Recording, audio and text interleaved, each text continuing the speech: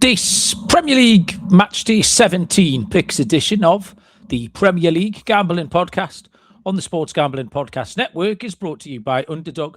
Underdog is hooking up new customers. Play $5, get $75 in bonus funds. Sign up with the code PIGLGP.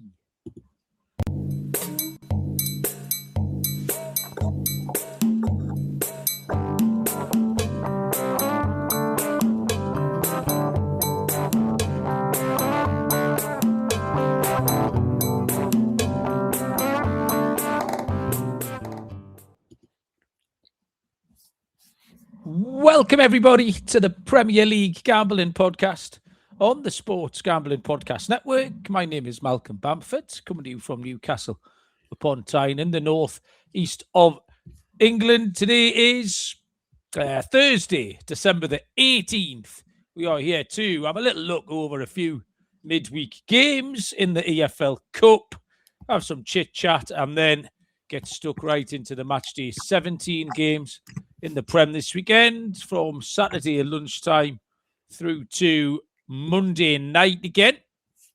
Joining us, looking very festive, as always, is Mr. Barry Benaluna. Barry, hello, mate. What's happening? Evening. Not a lot. What's happening? I'll start on a sour note, Barry. Oh. I know I don't want to bring everyone down, but overlooked for Sports Personality of the Year again. Me and you. Oh. Well, mainly me, but me and you if you want. Who won it? I didn't pay any attention. Neither have I. The minute it wasn't us, then I stopped watching. I assume, well, if anyone with any sense, it had to be Rory McIlroy, didn't it? But it was quite woke. It was very BBC, like, you know, like women's rugby players and that. People rivaling Rory McIlroy's lifetime Grand Slam in golf. All of that stuff. Anyway, so that's disappointing, Baz. We go again next year. We'll regroup and we'll have another little go. We'll say hello to the chat before we get stuck into anything else. From the bottom up, Shane from New Zealand. Shane's on debut, making his debut tonight. Long-time listener, first-time caller, all of that. Welcome along, mate. Nice to have you. Arms across the sea from Shane. Can't be too late because the test match has been starting, hasn't it? It's got to be times the cricket been starting at 11:30, which will be, it's got to be about 9 a.m., I reckon, for Shane. Smudger's here. Callum, Fefwef, ready to get stuck into me the minute I make a pick. Who else is here? Joe Dollar was first in, I reckon, as well. Welcome along, Joe. If you are lurking, by all means, say that's 11 a.m. in the morning for Shane. He's got no excuse.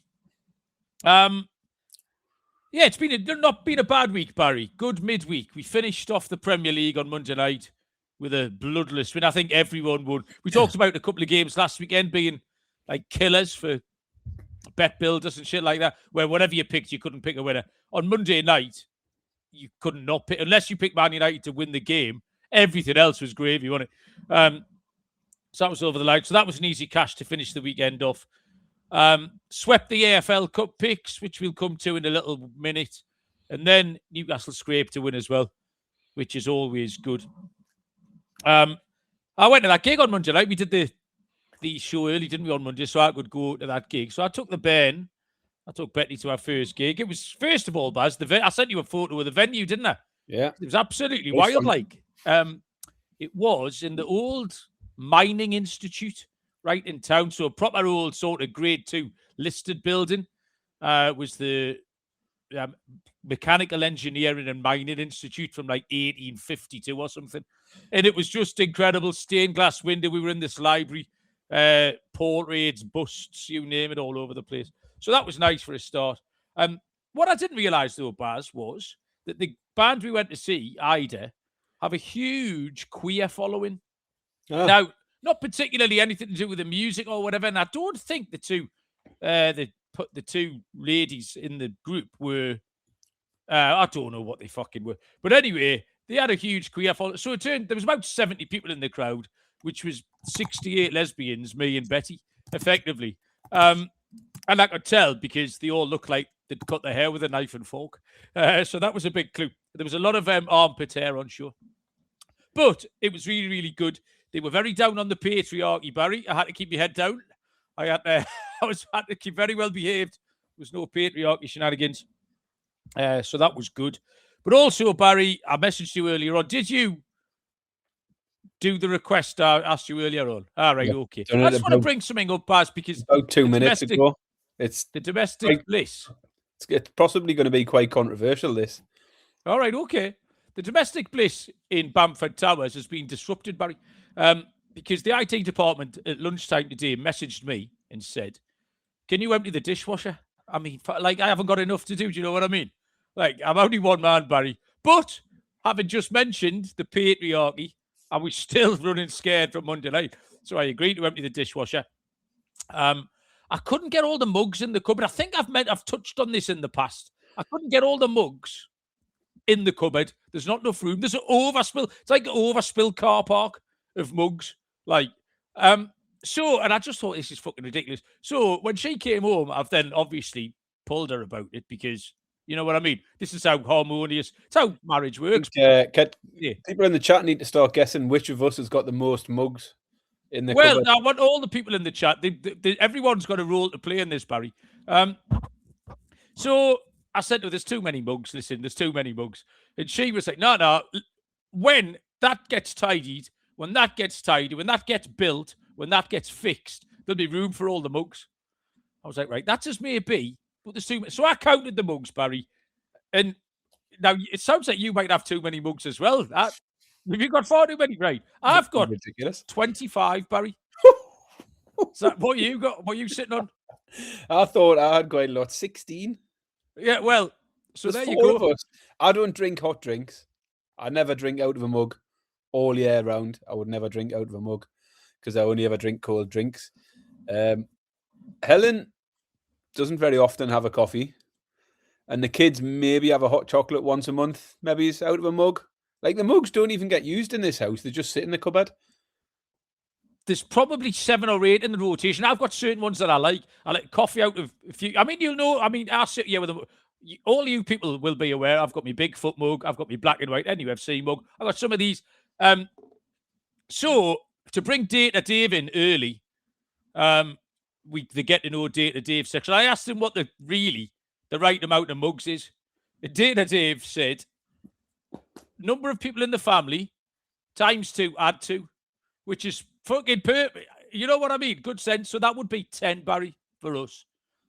So what I wouldn't mind people over the next few days, if you've got nothing better to do, would be to either let us know on Twitter how many mugs you've got, or better still, if you've got a photograph, I'll post a photo of our mugs and the overspill mug area, because I couldn't get them in the cupboard, but there was still mugs over there by the sink. It's not like they were all. I had one on the go. I could see one in Bob's bedroom that I never bothered tidying up. I just looked at it. And there was like 2 over by the sink, so that you've got the cupboard and the overspill mug car park, and there's still like 4 in play around the place. Like, so I'm pleased about that. I mean, going by the chat, it seems this is a common problem. Lee's saying he's binned 10 mugs last week. Lee, I just read Lee's message. Weirdly, I binned 10 mugs last week because she bought another set to gather fucking dust. Not spoke to me since. Get in. So it's Christmas time. It's the time for mug fighting. That's quality. I'll remind everyone to get the picks in on predictaddict.co.uk. You can do that, Barry. Yeah, on it. In a little bit. I will also remind people, let me read this out, to get access to all of our free picks and podcasts in one convenient place, the SGPN app. Download for free in your app store or just type in SGPN. We are double parking tonight. If you're not live, if you're a podcast listener, we're going to do the AFCON preview immediately after this. So any endurance athletes who are live, anyone wants to go back-to-back, we'll try and keep the AFCON all business and less silliness. But we're going to do the big AFCON show as well, which starts on Sunday afternoon in Morocco. So if you're having a bet on that, give us a listen. Francis G's joined us. Frank, welcome along. Nice to see you. Can't have enough mugs, is Frank's assessment. Football-wise, as well as hitting Man United Bournemouth, I had a little sweep, Barry, and we were we were chinned, absolutely chinned from the team sweep from 6 out to 6. The Chelsea's 94th minute goal, the third goal, cost you, didn't it? So I hit 3 out of 3. All odds against. They were all plus money as well. So I'm buzzing with that, Baz. I had both teams to score. Cardiff, Chelsea was 21 to 20. The only thing I want to say about that is I thought Cardiff were excellent. Like, Cardiff had a real good game. They played well, scored a great goal. It looked like it was going to pens. And then Chelsea scored 85, 92 or something. And you had the handicap, didn't you? So you got changed a little bit. Manchester City on the handicap, plus 102. So just over even money. The only thing in there really worth talking about was the red card. Like, they've got to send off Kusanov, haven't they? Yeah. And the explanation, what is this bit of hair doing, Baz? I've stuck it down. I can't even... the explanation that the referee said, the linesman told me that he'd kicked it away from goal. Yeah. But he hadn't. Right, that's all well and good, but you were fucking stood looking at it. Yeah. So, if I'm making you talking now, if you say to me, Barry, that mug's red, I said, no, it's not. I'm looking at it. It's black and white. It's the same. Well, you don't just believe him. You were looking at it. It's absolutely bonkers. So that was a load of shit. Whether or not it would have made any difference, Man City could have turned the screw. And then Newcastle, Fulham, both teams scored the over 2.5, got there late on. Don't really know what to make in Newcastle. They made a few changes, got away with it late doors. I thought Fulham were all right. And then just wanted to get onto the draw a little bit, Barry. Obviously, it's Arsenal Palace. Next week, winners will take on Chelsea. And then Manchester City, Newcastle, Man City. We play them at home first, don't we? So I was just trying to make the case. I wanted to make the case. Were you downhearted about the draw, Baz, at all? I didn't really care. There was no easy draw there, was there? Let's be honest. No, there wasn't an easy draw. Yeah, you've got to beat them over 2 legs.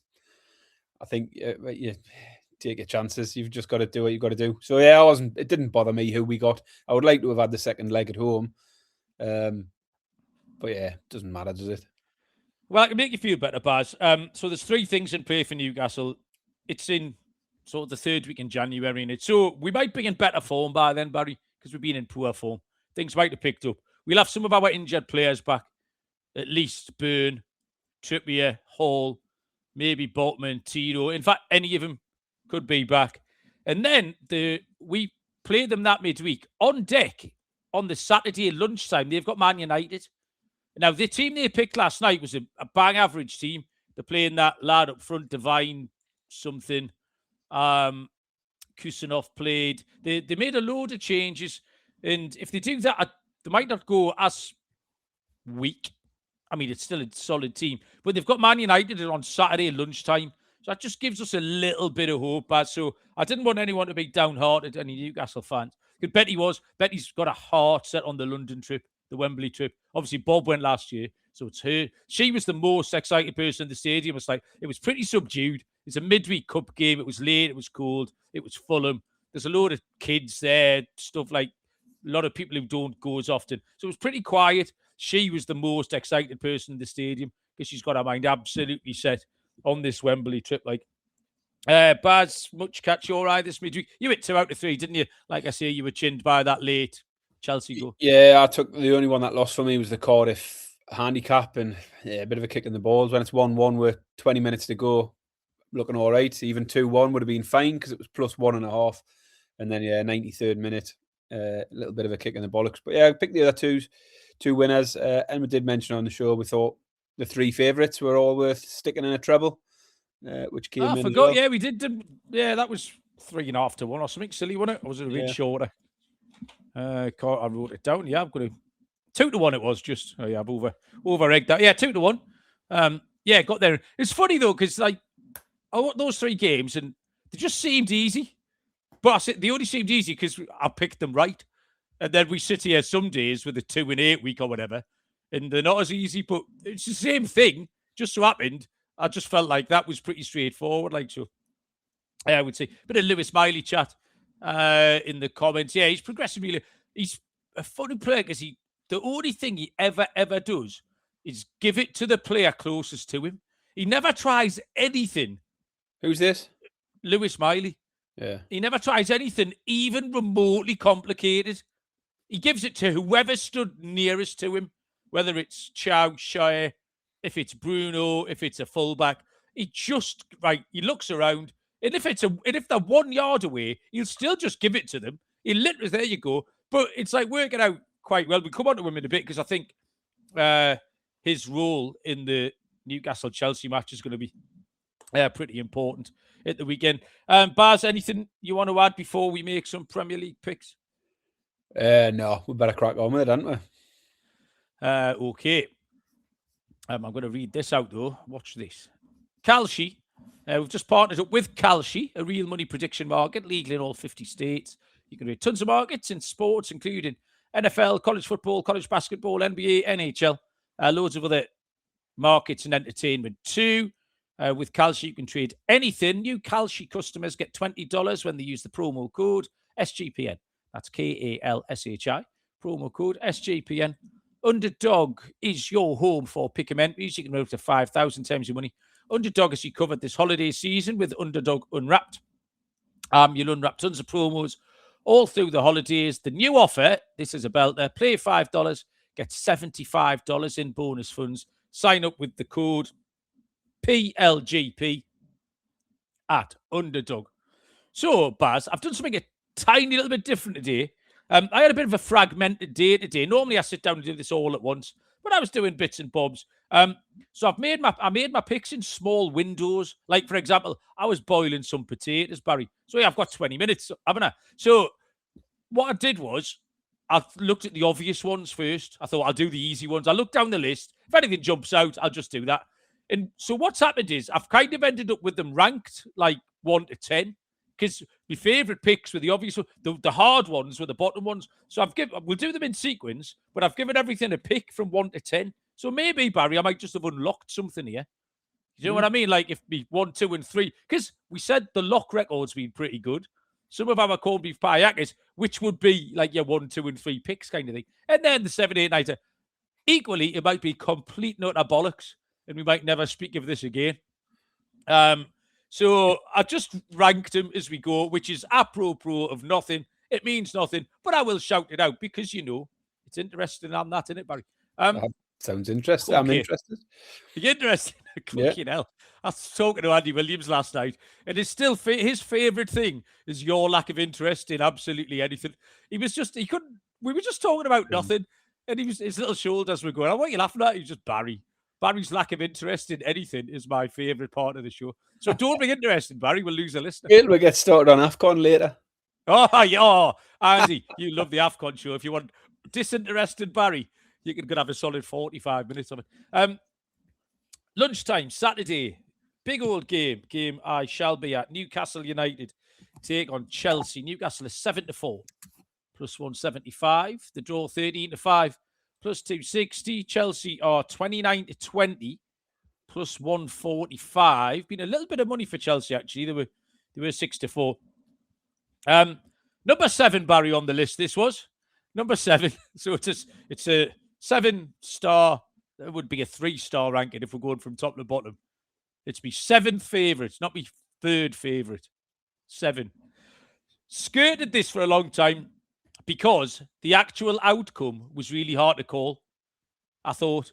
But then think about it, and the actual bet came pretty easy. So as much as I think trying to pick a winner is tricky, picking the bet wasn't tricky for me. There's 2 problems with Newcastle. They're impossible to predict. They've got poor form in spots, and then you've got wins against Man City, the 4-1 at Everton, in other spots. And the second thing in place is that they are very, very injured defensively. Lost Burn last Sunday, lost Tino last night. That adds to Lewis Hall, Botman, Trippier, Kraft, Lascelles, all out. So we ended up playing Lewis Miley, who we've just talked about at right back last night. Did all right. Different, whether it's Garnacho, Neto, Gittins, there's millions of the fuckers in there. Whichever one it is at the weekend should be a different thing. And we've got no left back at all. Who's going to play left back, Baz? it might end up being Murphy, mightn't it? He might actually have to start. Yeah. So no left back at all. Chelsea, however, the form's not reliable. They've got a terrible record at St James's Park. We always spank them. Always spank them. But this does seem like a very good time to visit. I can't pick against Newcastle because we regularly show that ability to win at home against good teams. We've done it for years. But there's a pick that stands out that's hit last night against Fulham. It's hitting 6 of Newcastle's 8 home games, plus Champions League against Barcelona if you want. And very often, coming off a winning pick, I like to pick it again. It's one of those things. It's the both teams to score over 2.5. 2-1 to someone. I've got a feeling, unfortunately, it might be Chelsea. Both teams to score over 2.5. It's 9-2. -111. Everyone wants the cards. Joe, the first pick Joe mentioned before we even started was the Chelsea card ladder. Frank's gone for Cucurella. Smudger wants both teams red. I don't know why we're... Enzo and Bruno for Fefweb. So everyone fancies it to be a bit touchy, which you can absolutely say, actually, Baz. What have you got? I've gone down the same route as you. I mean, whenever Newcastle's at home, I'll normally start with their home form, and that normally gives me encouragement to take Newcastle in these sort of games. But on this occasion, my immediate thought was, I think it's a really tricky spot for Newcastle. Coming off a Wednesday night game where Chelsea have played on the Tuesday, so they've had the extra day's rest. But also those defensive injuries you mentioned. I think, we're probably going to see Miley at right back. And I can't say any other option but Alex Murphy, who is very untested at Premier League level, possibly starting at left back. So a big concern around those defensive injuries. Can Chelsea capitalise on it? Hard to know what to make at Chelsea at the moment. Win over Everton last week broke a 4-game winless streak. And the away form for them hasn't been great. 2 wins in the last 6. And those 2 wins was Cardiff last night and Burnley a few weeks ago. So away from home, Chelsea have struggled a bit. Newcastle at home, unbeaten in 9. 8 wins in the 9 games as well. And scored 2 or more in all of the last 9 home games, Newcastle. I still don't really trust them hugely at the moment. They're not playing well enough to be really confident in Newcastle in any situation, even with that home form.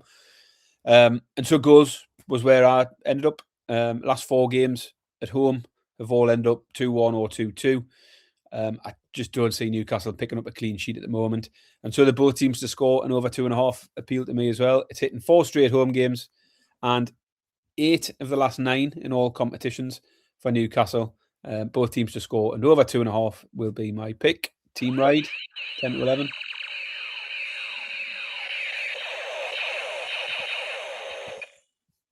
Raygun gets an early outing. We might be on for the record. What's the record? 4. Who's in charge of that? Fef monitors it. Fef counting that up. Oh, well, we're off and running with 1. James Maffia has joined us. Oi, James. Welcome along. Come on, Everton, says James. Man City, innit? Saturday, 3 o'clock. This is not for the patriarchy. This is for Courtney. There are 1, 2, 3, 4 3 o'clock kickoffs on Saturday. Starting with the last man standing pick, I think, for anybody. Bournemouth taking on Burnley. Bournemouth are 9-20. The only problem, because I didn't do these in order, is I don't know where the fucking list is. Bournemouth -222. The draw 7-2 plus 350, and Burnley are 6-1. Baz. Yeah, quite a short one on this one. Both sides coming into it on a 7-game winless streak. Bournemouth's streak a little bit better because it includes 3 draws there, and they have scored 9 goals in those 7 games despite not winning a game. Burnley's 7 have all been defeats, and they've conceded 2 goals or more in all but 1 of those defeats as well. They have picked up a few goals, Burnley, though. 6 goals in total in their last 7 games, so they are occasionally capable of getting on the score sheet. I felt like Bournemouth should be good enough to get back to winning ways here, but I just can't trust them. They haven't won in 7, and certainly not at this short a price. Far, far too short for a team that aren't winning games. I think Burnley will score. Bournemouth have conceded 20 goals in their last 9 games. So I've gone for the both teams to score here. Bournemouth might win it. But Burnley will nick a goal. Can't have Bournemouth at such a short price. So both teams to score, 4-5. Yeah, trusting Bournemouth to win is tricky because they haven't been, you're right, no win in 7. They did show a little bit more against Manchester United on Monday. They scored 4 times, and they have won 4 of their 8 games at home, including the comp games, Fulham, Forest, Wolves. And you won't get a better chance to win a game than Burnley because regardless of what pattern the game takes, Burnley get beat. They can play quite well and give you a game, score a couple of goals and get beat. They can play poorly and get beat. They can keep it tight and get beat. They can be wide open and get it. Doesn't matter. They're getting beat. So Bournemouth to win with over 2.5 goals tagged on gives us a couple of options, which is either Burnley join in, which is what you think and what Francis thinks, Big TTS. Burnley join in and get a goal, like the game at Newcastle last week, or Bournemouth could stuff them 3-0 is option 2. So Bournemouth to win with over 2.5 goals tagged on is 11-10 plus 110. That was number 4, by the way, Barry. That was match rank number 4. Carry on with Brighton and Hove Albion against Sunderland. Brighton are 13-20. I didn't write down the American odds for that. What do you reckon that is, Baz? 13-20. 13-20. Tricky, that, isn't it? Could be anything, couldn't it? Hang on. I'll get my odds converter right up here. Hang on. 13-20. Oh, I've put it in the wrong fucking box. This is good content. 30 minus 153 is the answer. 3-1 Brighton. Sunderland 21-4 plus 425. This, Barry, is number 2. Second best bet on the card, this. I looked at this on like 2 days ago and thought, oh yeah, that's easy. I'll leave that. I was drawn to the unders immediately for a couple of reasons. First, it's kind of counterintuitively over Brighton. 3 of the last 4 of the last 6 have gone under 2.5, including the last 2 in a row. And the second thing here was it's really hard to get that image of Sunderland Newcastle out your head last week when both teams could still be playing now and not have scored without the intervention of Big Nick, obviously. 3 out of their last 5 have gone under. Now, the fly in the ointment here is the AFCON players missing for Sunderland. And because I've had my head in AFCON, I've got a couple of good stats for a few teams here. Sunderland are missing 6 players. So they're missing the most minutes, 4,412 minutes played cumulatively by their AFCON players.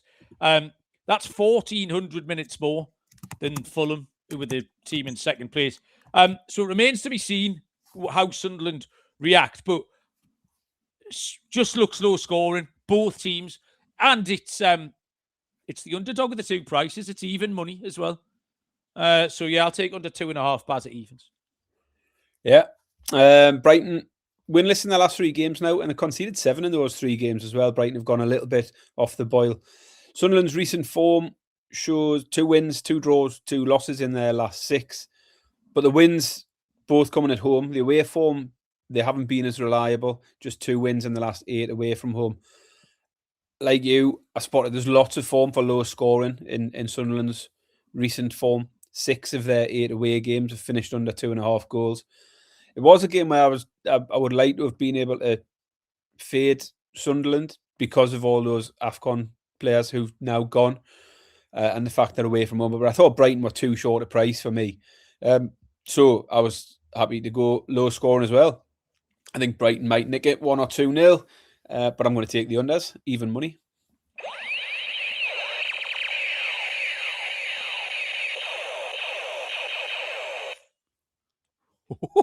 Two out of 3. It's on, Baz. It is absolutely on. I'll do one more game before we read some adverts out. 3 o'clock, Manchester City take on West Ham United. Man City 1-5, minus 500. West Ham 13-2, plus 650. And West Ham are 10-1, Baz. Yeah, this was a fairly straightforward pick for me, although a little bit of a short price one. But City have won 6 of the last 7 league games and scored at least 3 goals in each of those 6 wins. At home, they've won 7 in a row and scored 3 or more goals in 6 of the 7 home games. West Ham have conceded 3 or more 5 times already this season, including last week at home to Villa.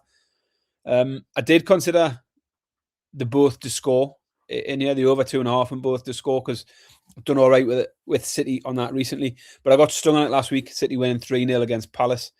And City have had back-to-back clean sheets now. Palace and Sunderland failed to score against them. So it was City goals for me. Team total, it seems to hit every week. They'll find 3 goals somewhere. Short price, but it's a winner. 8-11, City to score 3 or more. Not a ray gun here, Baz, but very, very nearly. I was dancing all around it because my main points are your main points. 6 wins in 7. And the team's totals of those 6, 3-3, 5, 3-3-3, which is reliable. I mean, West Ham's still sitting in 18th after this mini revival. They're still in the bottom 3, by the way. I don't trust them. They picked up 3 points from the last 15. The problem is finding a bet, and City -2 on the handicap was evens. So I've kind of said to say, if City score 3, you've just talked about the clean sheets and stuff. So we might have to take the push at -2. But City -2 at evens. So if they score the 3 goals that you're talking about, maybe that's enough. And it was a better price. So I'll take Manchester City -2. James Mafia, our City fan, has gone for Savinho for a goal. I've just lost Francis's pick. Where's that fucking toggle gone? There it is. City to win and Haaland to score. I mean, yeah. Why? Do you know what I mean? Reading that out, it just sounds incredibly obvious. Like, you're absolutely right. We'll move on after Novig, America's #1 sports prediction market. You get the best prices. Download the Novig app. Get $50 when you spend 5. Use the promo code SGPN. Get on the action with Novig. Promo code SGPN. And Rhythm has crushed NFL this season, especially on props. Really good at identifying when to fade players and take those unders. College basketball is up and running. The daily TCE show, Matt Colby, Noah, every game is sorted. Loads of stuff happening over the holidays too. Use promo code SGPN25. Download the Rhythm app for 25% off your first month. Download Rhythm. Use the promo code SGPN25. That was pick number 3, by the way, Barry. I keep forgetting to read them out. Man City, West Ham. So we've had 2, 3, and 4, and 7 so far. 3 o'clock, Wolverhampton Wanderers take on Brentford. Wolves are 5-2. The draw is 13-5 plus 260. Brentford are even money. This is me. This is pick number. Can't find it. 7, 8. Where is it? Oh, there it is. Number 6. Number 6 on the list. Pretty simple, but Wolves showed up a little bit, did they? At Arsenal? I don't know if they did. They did. Yeah.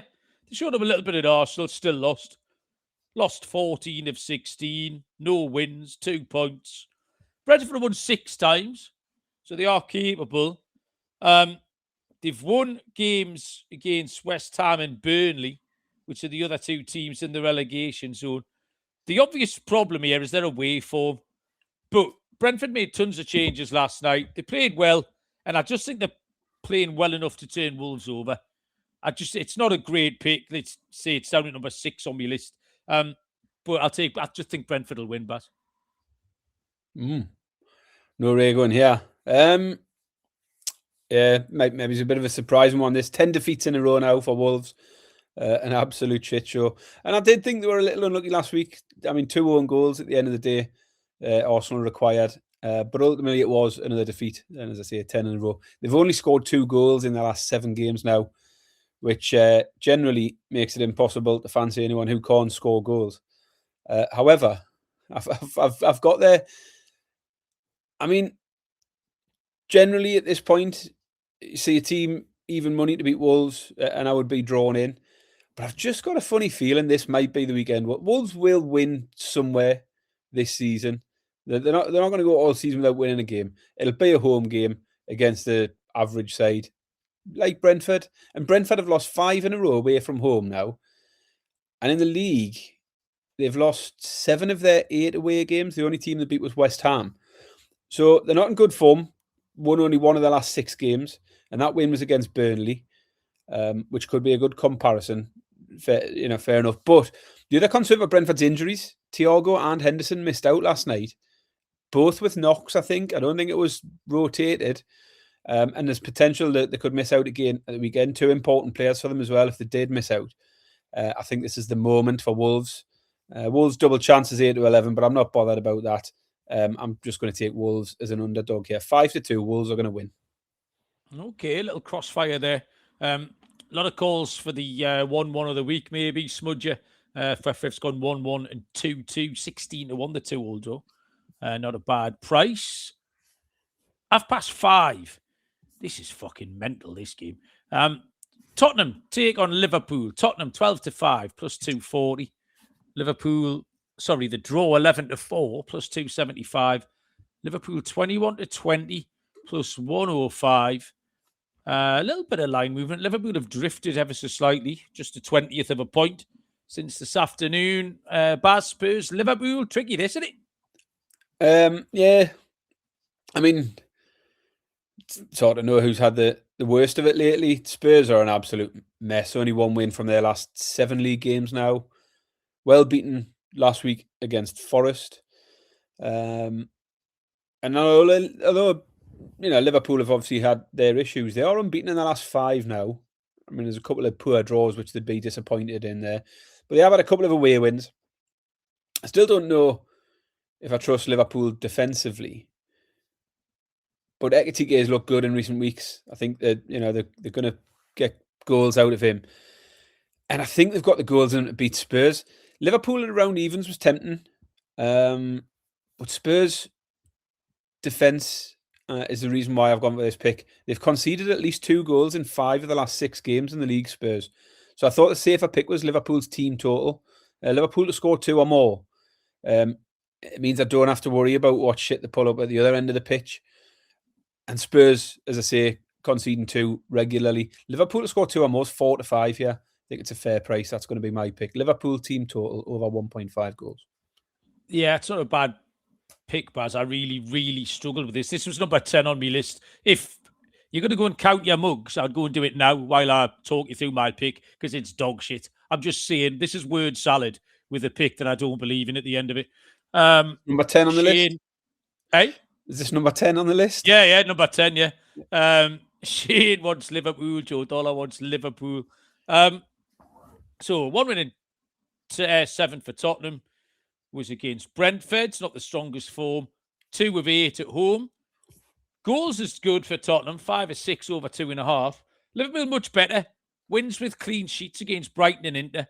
But I'm just not keen to trust them at this price. Their patterns for goals aren't there at all. Their only away wins came at Newcastle, which was a bit lucky. West Ham and Burnley. So evens, I think, is too short. So headed into the stats market, as I often do when I can't think of a pick. Tottenham, shots and shots on target, both they're 17th in the rankings for shots and shots on target. The bookies are onto it. The prices are adjusted. Liverpool right up there, actually. 15.6 shots per game. But only 4.3 of those on target per match. So the match line's just too high. So there is a reason this is pick number 10. It's under 8.5 shots on target at 5-6, minus 20. Let's just all forget that ever happened. I'll tell you what's next, Barry. Keep it. Kick off the game that is gripping the Southern Hemisphere. Shane's joined in just for this. I've checked the discard pile, Barry, and I reckon, in fact, I'll show you right now. I reckon we are right or halfway through the second half. Look, we've played that many and we've got that many left. So we're 22 minutes into the second half here. Barry 2-1. The ball is on C3 in your half. I believe Betty sent you your new card. It's your turn, Baz. Speaking of the devil, here is Betty. She's come to adjudicate like that bloke off the lottery used to have to do. Yeah. Go on, then. Tricky one, this. I am going to go for forward 7.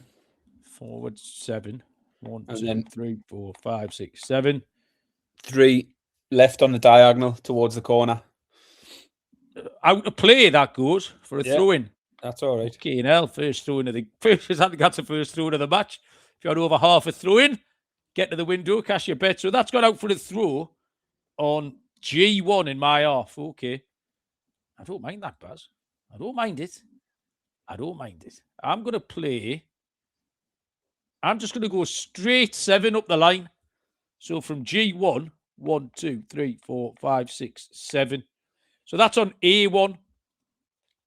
Just over halfway line into your half of the pitch, Barry.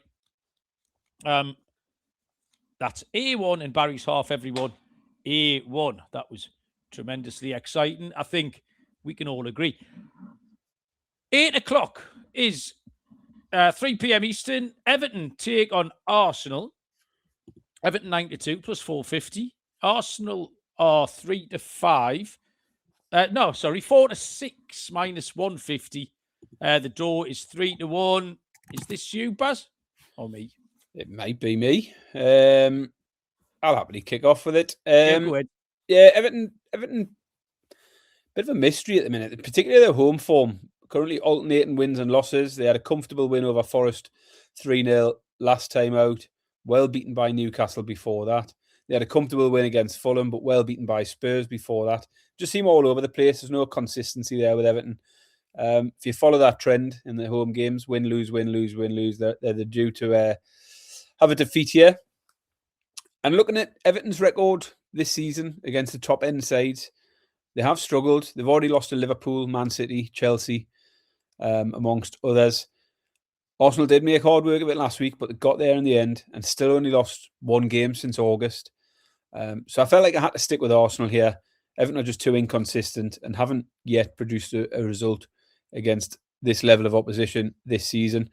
So I am going to take Arsenal, but obviously you need to pimp it up a little bit to get a price. So I'm going to tag on the under 3.5 goals. Arsenal's last 5 all went under 3.5. Everton games have only went over 3.5 once, I think, in the last 14 games. So Arsenal won't run away with it. They don't seem to do that against anyone at the moment. Arsenal win and under 3.5 goals at 21-20. Shane said he thought kickoff would be more exciting live. It's absolutely not, Shane. If anything, it's worse. Remarkably, it's worse in person than if you just have to endure it over the airwaves like 24 hours later. I'm on the other side of this, Baz. No ray gun here. And I will tell you why, and I'm fucking quite bullish about this. It's number 9 on my list, but I feel like it should go up a little bit. Everton were disappointing last week at Chelsea, but they're decent at home. 1-4, drawn 2, lost 2. The last home game was a 3-0 win over Forest. The weird one is that 4-1 against Newcastle. That's the outlier, really, in their game, look. Arsenal lost at Villa and then scraped past Wolves. That's the last 2. Like, beating Wolves by 1 is like lose. What did we? I think we handicapped Wolves a couple of weeks ago, didn't we? Said you've got to win by at least 3. That's like a draw. So, and they did win, but they lost at Villa in the last away game. And 4-6 doesn't appeal at all for a team with 1 win in 5 away at top half teams. Everton is sitting in 9th. So they played 5 top half teams away from home. Don't shake your head, Baz, but they've won 1. I mean, what do you want me to tell you? That's true, though, isn't it?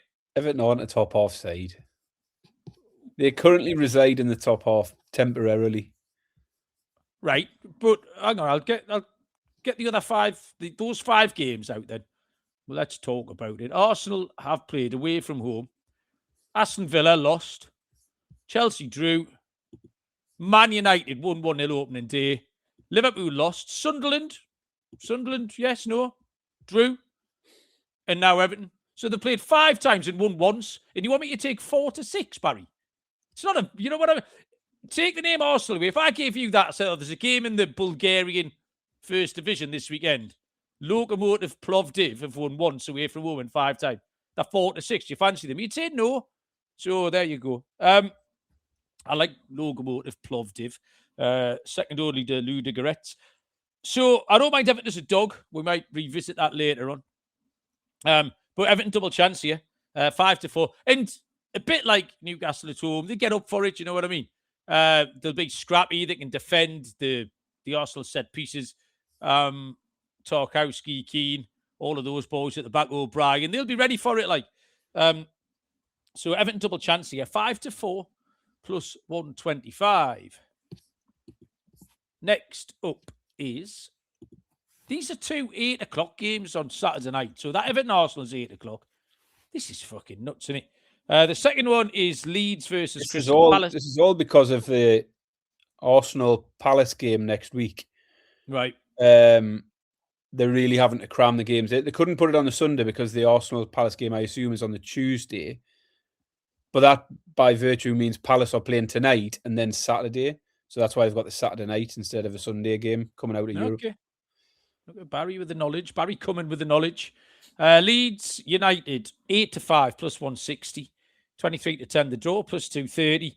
Palace 7-4 plus 175. Palace did play tonight. They won 1-0, I think, didn't they? Or they were. They got beat 2-1, I think. They were 2-1 down, yeah. Oh, well.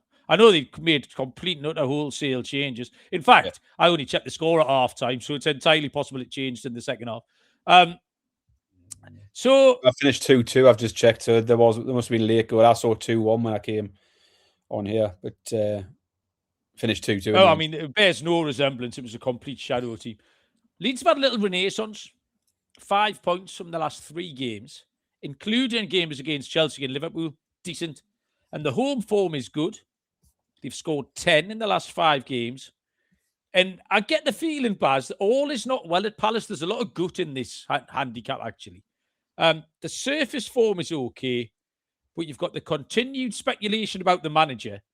And the manager doesn't seem to do himself any favours, by the way. He doesn't, dampen it down or quite. He doesn't give a shit, does he? He couldn't give a fuck, that bloke. If he gets an offer, he'd be out the door like that.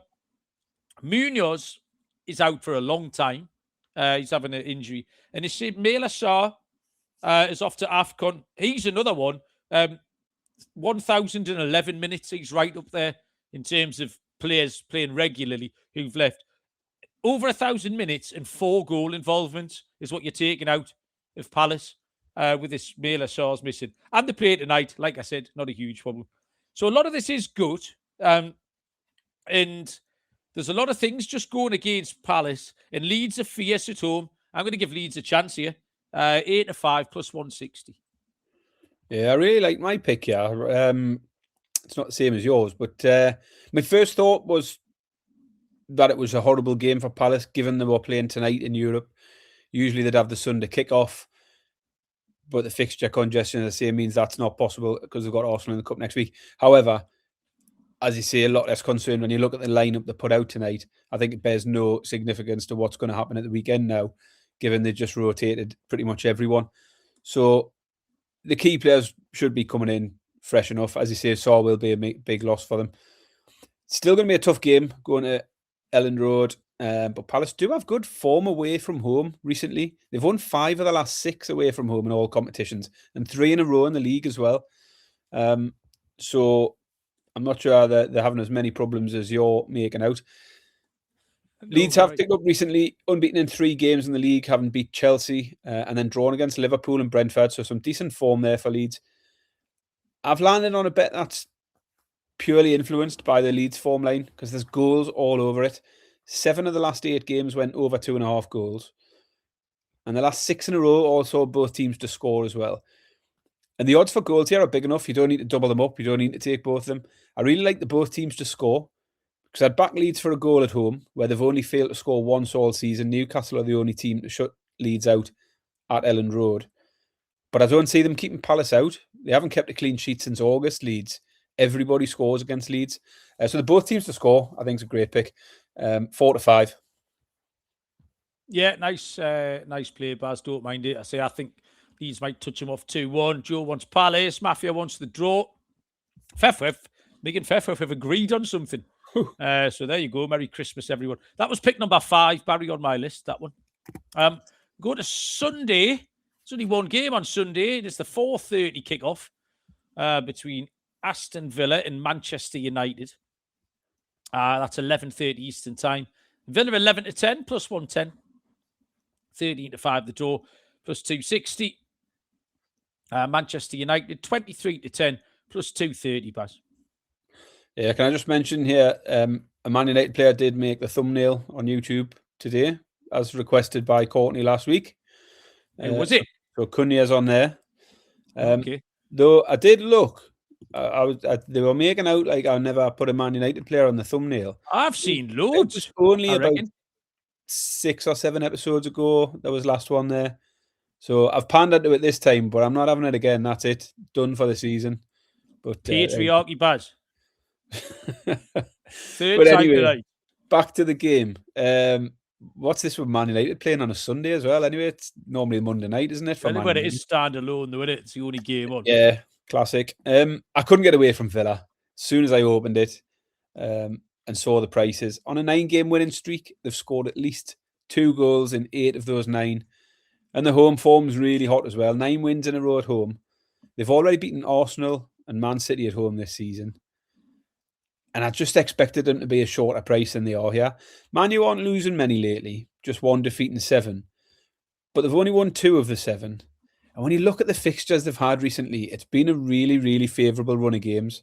So I think, despite the fact they're not losing many, they've still not performed great in that little run. They've lost Mbumo, Ahmad and Mazraoui. They're all off to AFCON. Mbumo has been influential lately, will be a big miss. I just think Villa win this, don't they? 11 to 10 Villa was where I went at first, but then I got a bit sort of taken in by the team total. Villa over 1.5 goals. It's around 4 to 5, so it's a little bit shorter. But as I mentioned before, they've hit that. They've scored 2 or more in 8 of the last 9 games, Villa. So I thought that's where I've ended up. Man U have had goals in them recently, but they know how to let them in at the other end. Villa team total over 1.5, 4 to 5. Okay, so yeah, slightly different way in. Shane wants the Villa. Francis has gone with Villa to win and Morgan Rogers to score. Rogers in great form. This, Barry, was pick number 1. This is it. This is the hot pick on the list. Everything draws me to Villa. So instinct drew me to Villa. Recent success, betting on them, always helps me, particularly. That draws me to Villa. And then the pure form lines draws me to Villa. The form lines that you just took us to. 10 wins in 11, including home wins against Man City and Arsenal. If you're handicapping this like a horse race, it just, the form points to Aston Villa. Man United unbeaten in 4, but the form doesn't look that strong. The win against Wolves was meaningless. And then the drew v West Ham and Bournemouth. And then you mentioned Mbumo, Ahmad and Mazraoui, which is 3,057 minutes, Barry. 3rd in the Prem behind Sunderland and Fulham. 11 goals and assists, taking out that team. Mazraoui's probably the best defender. Mbumo's probably been the best attacker. And Ahmad's up there like he's 4th, 5th name on the team sheet. So you've got to take them out as well. Great chance for Villa. And if they don't win, they don't owe me anything because they've won 10 out of 11 at all kinds of prices. So yeah, and it looks like it's a team right in the chat as well. Like we'll take Villa at 11 to 10 plus 110. Final game is on Monday night, 8 o'clock kickoff, 3 p.m. Eastern. Fulham take on Nottingham Forest. Fulham 7 to 5 plus 140. 9 to 4 the draw plus 225. And the draw is 2 to 1. Tricky game is number 8 on my list. I've been quite high on Fulham, kind of all season. I've seen them twice this year, including yesterday. I was quite impressed again. I think they're good. They're tidy. They're well coached. They've got some good players. They've won 4 out of 8 at home, including 3 comparison games against bottom 6 teams, which is where Forest are. 3-1 Brentford, 1-0 Leeds, 3-0 Wolves. Forest are impossible. The last 2 wins, 3-0 win v Tottenham, 3-0 defeat v Everton. Like, what do you do? They have won 4 of the last 6. So I do like Fulham. I just think they're too short. If this was closer to like 7 to 4 each of 2, I would pull the trigger on Fulham. I do think it's a bit of a WTF in that regard, that Forest appeal more at the prices. I don't understand if the two options over or under 2.5, the over's the shorter one. Over's a bigger price. 4 in a row in the league for Fulham. 20 goals in Fulham's last 4 games, by the way. I know you've got the 5-4 against City. That's still 11 in the other 3. Plenty goals. And then Forest's last 2, we've both gone over 2.5. So there's plenty of evidence there. You're getting even money. I don't get it. Over 2.5 goals, even money. Yeah. I didn't particularly like this game when I come to it because both teams are a bit all over the place, aren't they? You mentioned Forest 3-0 defeat one week, 3-0 win the next. Never quite sure what you're going to get from one week to the next. I thought it does look to be a decent one for them in terms of attacking output, for Forest, that is. Fulham are shipping plenty of goals. They've conceded 10 in their last 4 games and have conceded at least 2 in each of those last 4. The over 2.5 in both teams to scores hit in each of Fulham's last 5 games as well. Overs for Forest have hit in the last 3. So there was form for goals everywhere. And with Forest, they can hit this line in a variety of ways, can't they? They can run out comfortable winners 3-0. They can lose 3-0. They could play out a 2-2. They've had a couple of them already this season. All the ways you can get the goals in Forest games. As I say, I found it tricky to come down on a side here.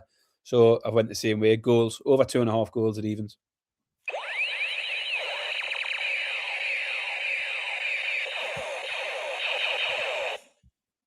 And that, how many ratings? Was that only 3 then? We never got to only 3. Yeah. The record remains intact. Fulham were both teams to score for Joe. Fefwef has obviously gone for Fulham on the money line, which is fair enough. Seeing Anderson looked like he took a knock last day. Fulham have lost their key players. Fulham lost. Yeah, they were, did they say, second in minutes behind Sunderland? It was Sunderland, Fulham, then Manchester United. Bassi, Chukwueze, and Iwobi as well. So yeah, I just didn't fancy. It was hard to pick a side, so I did think the goals was the best option in that one. Well, Baz, 10 games in the hutch. We'll start off with the exotics. I'll start with Data Dave because we got to the get to know Data Dave earlier on with his numbers of members of the family. ×2, add 2 is the correct amount of mugs. So thanks for that, Dave. Dave, for the second week running, Baz, has picked a pick that I've picked. Ooh, he's gone. I know, yeah. He's shut the bed lately. He's absolutely dropped his arse. He was on fire, wasn't he? He got to like 8-2 or something. I think he's back to 8-6 now. He's probably on the fritz. Man City -2 is Data Dave's pick. At even money, Manchester City against West Ham. My lock, really, having ranked the games 1 to 10, it can only be pick number 1, can't it? I would be some sort of Doylem if I picked number 7 as my lock. So it's Aston Villa at that price. Villa are locked up. My underdog, I'm going to go for Everton at 9-2. Too big a price for the Toffees. Corned beef pie accumulator is over 2.5 goals. It's just a little double. 23-10 plus 230. Newcastle, Chelsea, Fulham, Forest. Over 2.5 double. And my stake and Stilton accumulator is Everton, Leeds, and Fulham at 33-1. Anytime goal scorer was mentioned earlier on in the chat by Fefwe. Dominic Calvert-Lewin, Baz. So right, decent form, isn't he? 11-2, first and last. 15-8 plus 187 anytime, Baz. Yeah, so my lock is Villa as well, but I've gone for Villa team total. Villa score 2 or more. My dog's going to be Wolves. I've put Wolves out as a pick, so got to put them in as my dog as well at 5-2. Scorer, I've gone for Ekitike, 11-8 anytime, 5-1 first and last for Liverpool. My corned beef pie acca is the top 3 all to win. Arsenal win, City win, Villa win. Comes in at 3-1. And then my stake and Stilton acca as an underdog pick. I've got Wolves to win. Palace to I'm all on Wolves. Wolves is going to fuck everything up, isn't it? Yeah. Wolves, Palace, and Newcastle all to win. 25-1. 3 underdogs there. 25-1. Beautiful. Good effort, Baz. Any lifestyle chat? I know we're already 1 minute into the official start time of the AFCON episode, but on the grounds, all of our listeners are here anyway. We're not putting anyone off. Anything you want to tell anyone, Barry? I've got some advice I could possibly ask of you if you've got enough. You can put that in the next episode if you want. Okay, yeah, it's not a bad show. We did say it was going to be all business. Well, it can be. It's up to you. I'm in Birmingham tomorrow. Final gig of the year, I think. So yeah, trip to Birmingham. We might stay over to see. So the same band we saw for the last two Fridays. Funnily enough, the Claws, yeah. But there's a band called the Lilacs supporting them, a Wigan band. Bit of a sound like the Cortinas. Nice. They're a good support band, so I'm looking forward to seeing them. And a band called the Kairos Scousers are also supporting. So 3 good bands that were like. So yeah, looking forward. It should be a good night. I think we're going to book a hotel, so me and Helen can both have a bit of a booze up as well. Yeah. You know what irrationally put me off the Cortinas was that Jordan Pickford said they were his favourite band. Yeah, I didn't know that. Otherwise, that it just spoils it a bit, doesn't it? Yeah, I'm a big fan of the Cortinas as well. Yeah, there's no reason I should be allowed to still like them. There's just something about that little armed, unwashed divvy that get on me. Right, okay, Baz, we'll go away. And then we'll come back. We'll come back. I'm going to go and make a cup of tea. I'm going to use the same mug. I'm not going to use another one of the 24 other mugs that are out there. I'll make a cup of tea and we'll come back and we'll talk about AFCON in about 90 seconds or so. If you don't want to listen to that, I don't blame you. And we'll be back. What happens next, Barry, with us? Have you got any idea? Football, Premier League games? I mean, we must be in the yeah, we'll be into Christmas fixtures, won't we? So we'll have to do a show maybe on the 23rd. Or the 24th is what we'll have to do. Can you manage that? I just do what I'm told. You do? Oh, yeah, that's it. Yeah. I mean, I'm free right. from the 23rd. I think I don't know. Days just get lost, don't they? Nobody knows what they're doing any day. But, yeah, I had an argument with Kieran Dyer one night in the 3 Mile Inn about that over Christmas, but that's a tale for another day. Right, thanks, everybody. That was fun. Good luck with all your picks and enjoy the football, etc. We will be back before the next round of fixtures pre-Christmas, so keep your eyes peeled for that. AFCON coming up if you were in any way interested. Otherwise, we'll see you all down the roads. Cheers.